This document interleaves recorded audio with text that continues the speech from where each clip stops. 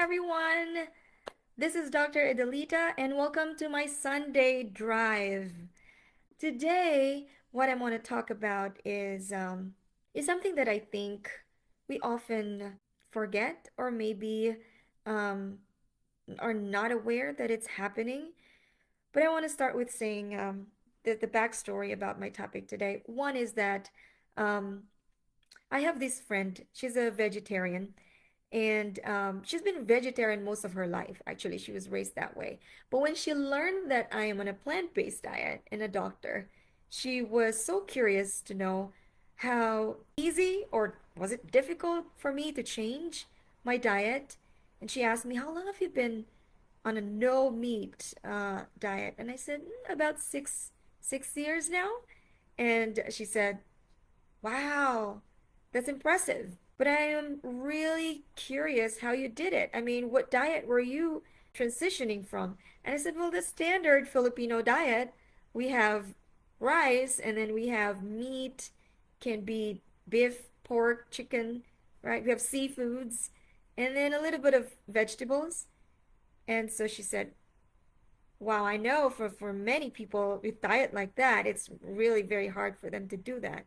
So she started asking me of how I did it, and kind of like, you know, when I decided what to talk to you about, to talk to you today, I thought maybe this will be helpful. Okay, so in my years of lifestyle medicine practice and coaching too, I am convinced that there is this big boulder that needs to be moved or shaped or reshaped in so many ways before a person can even think about changing or can even think about taking care of his or her health.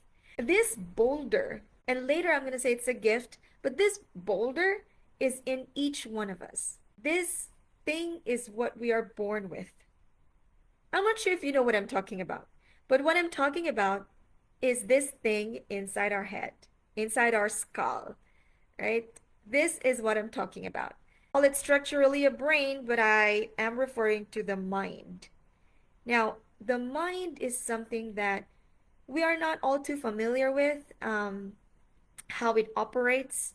I think that we all should strive to get to know our minds much better, much deeper, the way we do with our kids, with our family, right? Get to know them. We need to get to know our minds too.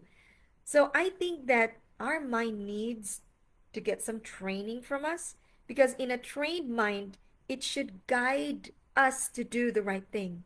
It should, help us, facilitate us to get to where we should want to, where we should want to be in our health. That's in a trained mind. But in an untrained mind, it can drag us into self-destruction. And the sad thing is that we might not even be aware of it happening, that we are leading to self-destruction, all because of how the mind operates. So back in the pre-COVID days, the before COVID days, I was attending this Zumba class in the public library close to my house.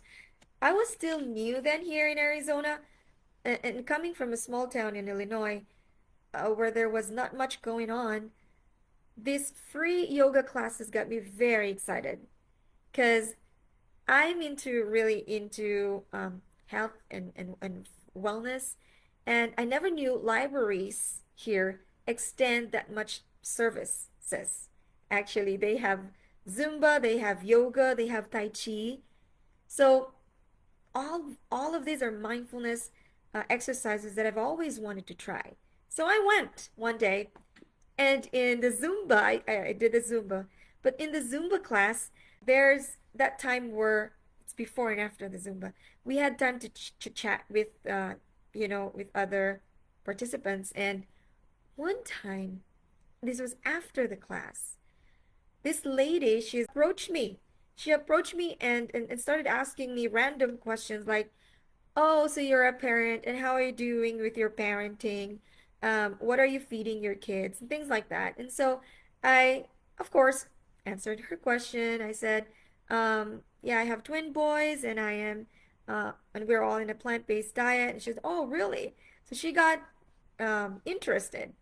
And then she told me she has diabetes and she's on oral medications.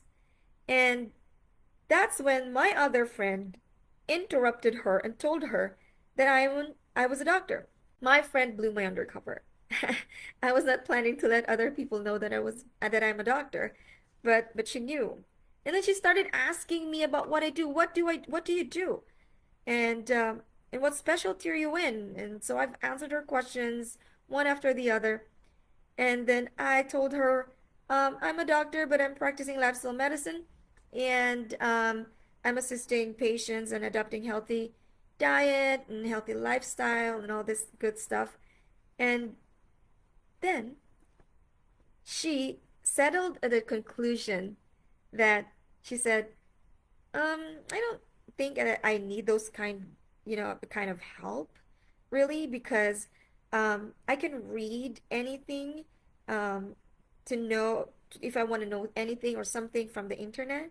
So she started to become very defensive, just because I was, you know, just answering her question so plainly, but I don't know why she became defensive. She became defensive, although I wasn't questioning her at all. I just let her talk, and then in less than a minute later, she took out four chocolate candies from her backpack and started eating them. And she offered me one. And I respectfully declined. I said, no, I don't eat uh, that kind of food. So while she was eating, she continued to defend herself. She continued to say that most of the time she really eats healthy, but not a day goes by where she doesn't eat at least three chocolate candies every day. And and that's apart from the other foods that she mentioned to me she's still eating, like meat. It looks like she was clueless. To me, she was clueless that those foods are not also good for her diabetes too. But I didn't say anything at all. But that made me wonder, does she know what she's talking about?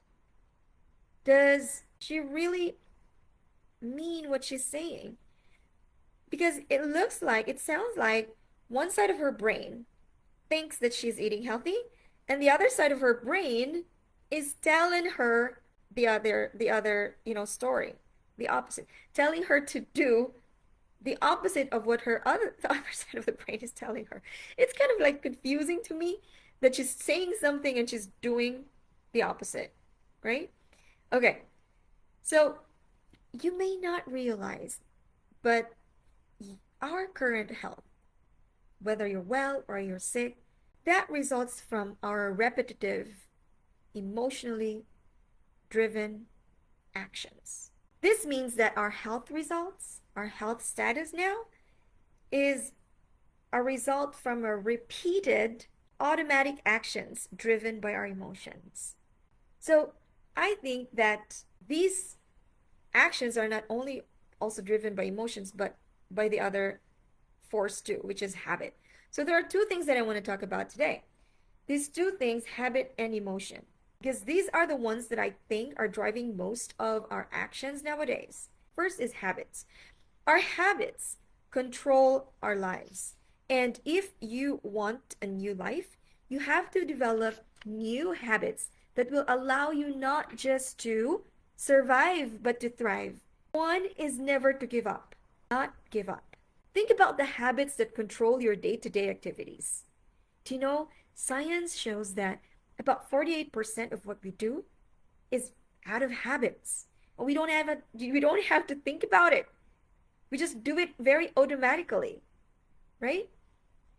From the time you wake up, imagine this, from the time you wake up, you wash your face, you go fix coffee or fix breakfast, you eat, you brush your teeth, you dress, you go to work, do this and that. It's kind of automatic, right? The good thing about habit is that we don't have to think so much about it because it's already kind of pre-encoded, and it frees us and removes us from the stress of thinking what to do next. That's a good thing with habit. It's good if we have the good actions aligned with it. but it's a bad habit if the actions encoded in that habit leads to bad results or unhealthy outcomes. It's like autopilot, It's like autopilot. Like being proficient driver. If you're a driver, right? If you're a driver, you're not really thinking of when to push the gas pedal or to switch the brakes or whatever. You just do it very automatically. Unlike when you were still learning to drive, you have to remind yourself of every little thing that you need to do. That's the beauty of habit, because we can encode them so that we can just do them automatically without thinking. This is good if the actions that you are doing align to your goals, align to your health goals. But what about the bad habits? What about, for instance, if you have a habit of pleasing other people 100% all the time, meaning all the time, if you have that bad habit of pleasing other people all the time, so that whatever food is offered to you, for example, you don't want to decline because you don't want to hurt their feelings. So what you end up is you give in. You give in every time. Then that's not a good habit, right? To change our life, to change our health, if you want to lose weight, for example, you must raise your standards. You must raise your standards. You must change your shoulds to musts. I should be exercising every day. I should be eating vegetables and fruits. I should stop drinking alcohol. I should quit smoking. I should be sleeping adequate amount of time, right? We have a long list of shoulds and should not be doing. But guess what? Those are the very things that we don't do, that we end up not doing, and then feel guilty about it, and then feel that we are a victim of the society, of the environment, and then we surrender, and then we stop trying, and then our health deteriorates.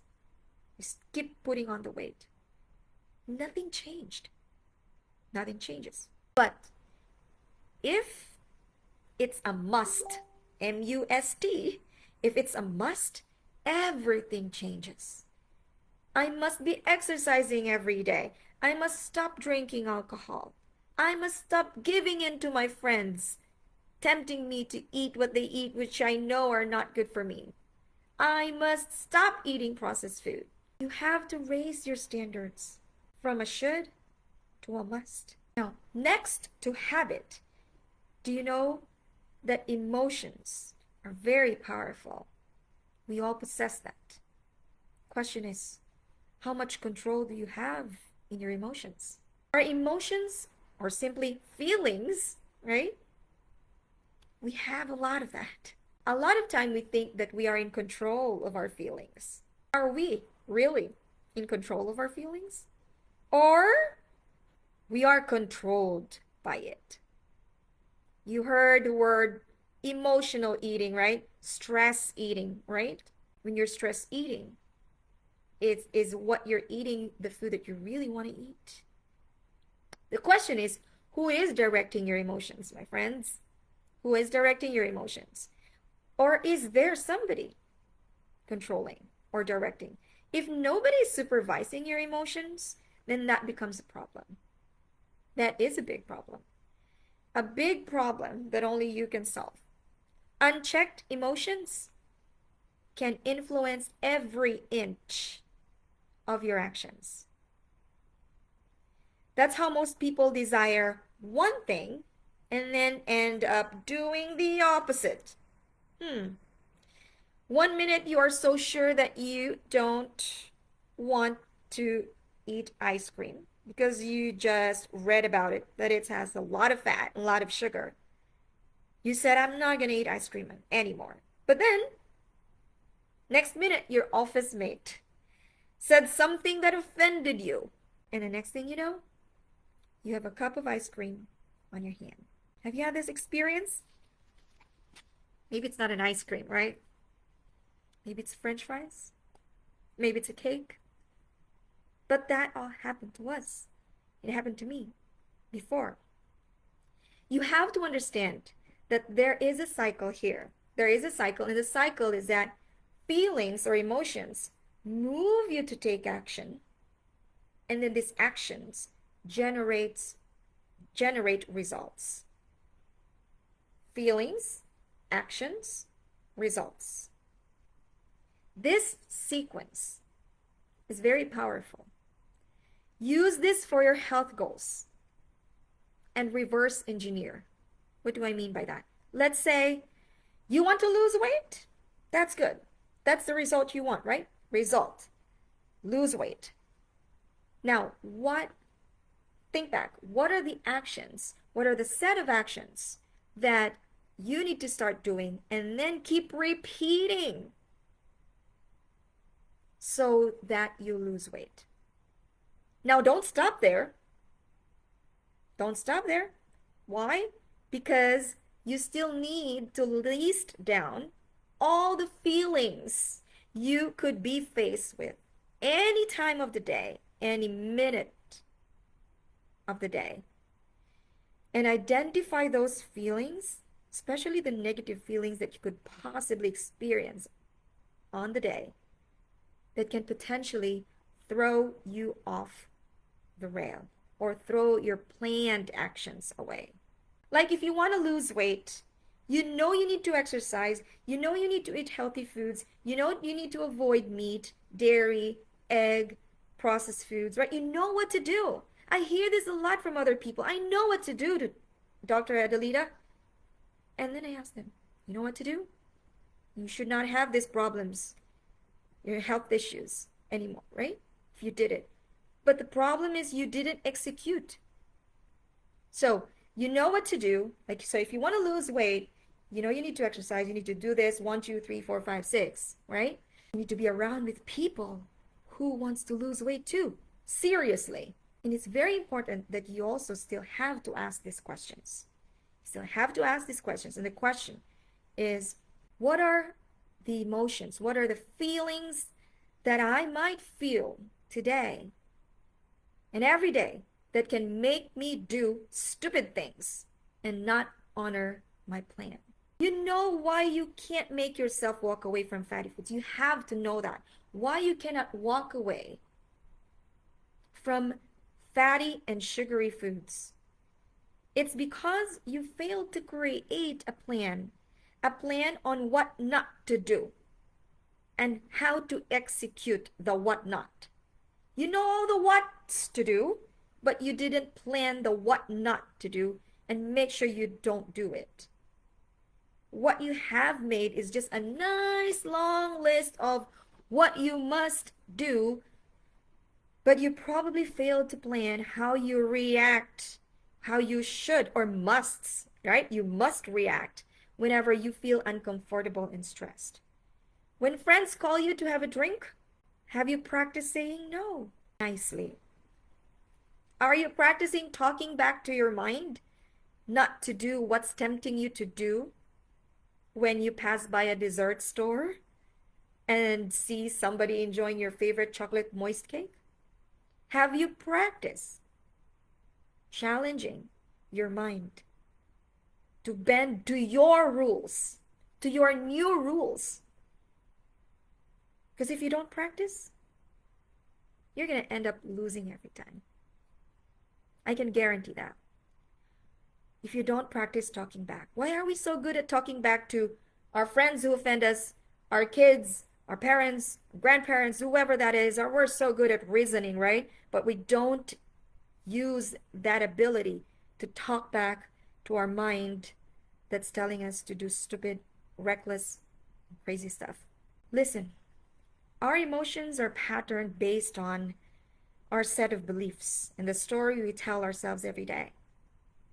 People repeat mistakes because their minds are looking for a faster, more efficient, easier solution to execute.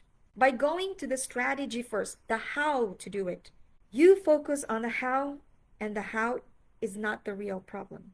It might sometimes be, but usually the how not to eat ice cream, how not to stop by McDonald's, how not to have soda, at meal times.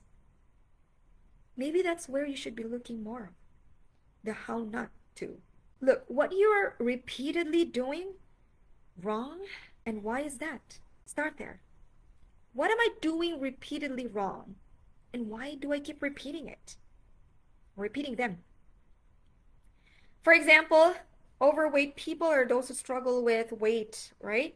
They will look at different strategies they should try. They surf the internet. They plan to start on a diet or an exercise regimen. But how difficult could it be to learn what it takes to be fit and healthy? That Chinese lady who approached me, she was right. She said, I could look it up in internet. Whatever you're saying to me, I could look it up on internet. And she's right.